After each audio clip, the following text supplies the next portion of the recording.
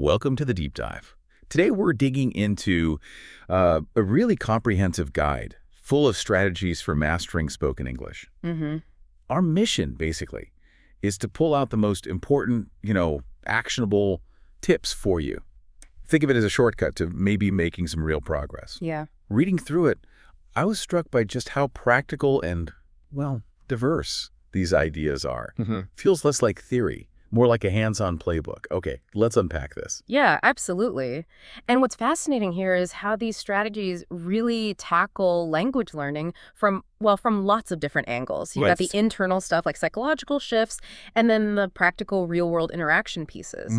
They seem designed to build fluency in a really rounded way, acknowledging that, different things work for different people, but consistent effort. That's always key. Absolutely. So the guide kicks things off right at home, talking about daily self-practice. Yeah. It says you should speak out loud every day.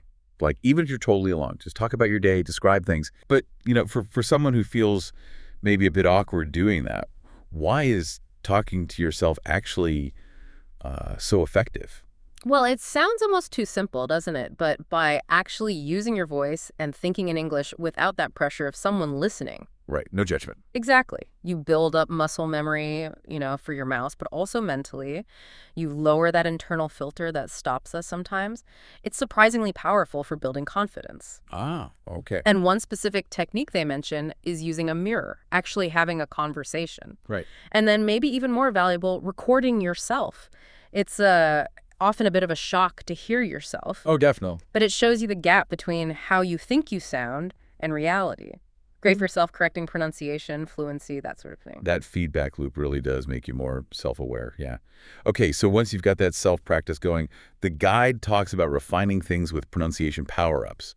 Specific tools. Yeah, tools like Youglish, which is fantastic. It searches YouTube subtitles, right?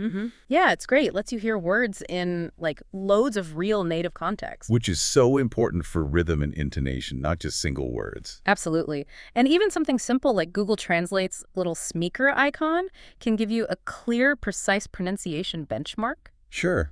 But how do you actively practice with these? Just listening isn't quite enough, is it? No, exactly. And that's where the guide brings in shadowing. Yes, shadow. You listen to a sentence, maybe a short phrase, and then immediately repeat it. You try to copy everything, the tone, the speed, the melody of the voice. So it's active listening and speaking together. Precisely. It trains your ears and your mouth simultaneously, builds both sides of the coin, understanding and speaking. Shadowing sounds, well, intense, but really effective. Okay, but it's not just how you speak, it's also about how you think. The guide really highlights this mental shift to think in English. This is a big one. It means forming thoughts directly in English, not translating from your native language first. I remember trying that. It felt so weird at first. Yeah. Like narrating my own life. Yeah, it can feel strange. But it's about bypassing that mental translation step, which honestly slows you down so much. Right. The example they give is great. You're walking, and instead of thinking in your first language, you just think, the road is empty, it might rain, I forgot my umbrella.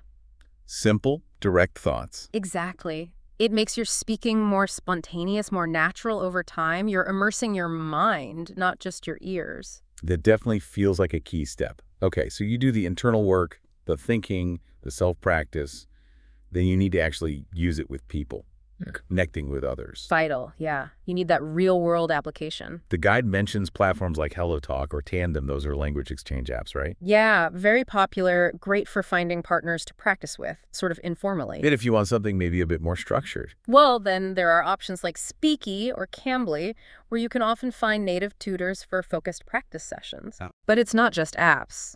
The guide also mentions, finding or even starting local English groups, or just a WhatsApp or Facebook chat for daily practice. Building a community. Yeah, it gets you used to the back and forth of real conversation, the interruptions, everything. Makes sense. Lots of ways to connect. And finally, the guide wraps up by reminding us about expanding your toolkit more broadly. Right, the ongoing stuff, like vocabulary, learning, say, 5 to 10 new words daily. And using tools like Quizlet or Anki, those flashcard apps. Exactly. Spaced repetition systems, really effective for memorizing things long term. Got it. And then there's immersion through listening and watching. Movies, TV series, maybe with English subtitles at first, then without. podcasts too. They mention the English We Speak from the BBC. Yeah, and Luke's English podcast. Both great examples. And this isn't just passive, is it? It's training your ear. Totally. You get used to natural speed, different accents, slang, colloquialisms. It makes English feel less foreign, more like a part of your environment. So what does this all mean? If you pull it all together, Wow. it seems like the main takeaway is finding your mix, right? Combining that daily self-talk, the pronunciation work, the thinking shift, connecting with people, building vocab, finding the blend that works for you and sticking with it. Exactly. If we connect this to the bigger picture, fluency isn't about finding one secret trick.